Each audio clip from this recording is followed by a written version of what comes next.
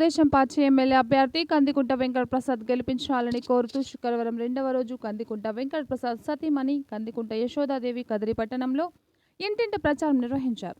కందికుంట యశోదాదేవి ఇంటింటికి వెళ్లి రానున్న ఎన్నికల్లో సైకిల్ గుర్తుకు ఓటు వేసి కందికుంట వెంకట ప్రసాద్ను అత్యధిక మెజార్టీతో గెలిపించాలని ఓటర్లను అభ్యర్థించారు.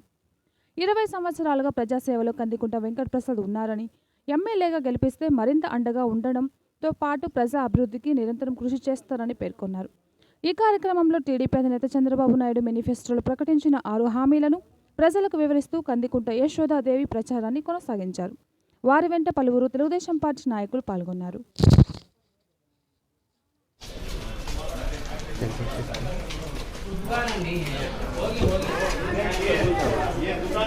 रामू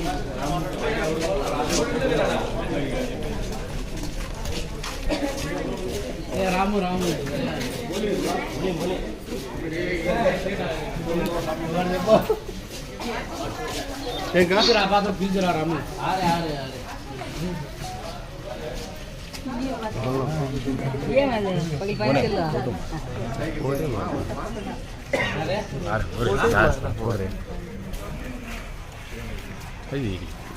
జై తెలుగుదేశం జై తెలుగుదేశం ప్రసాదన్న గారి నాయకత్వం ప్రసాదన్న గారి నాయకత్వం జై తెలుగుదేశం జై తెలుగుదేశం గుర్తుకే సైకిల్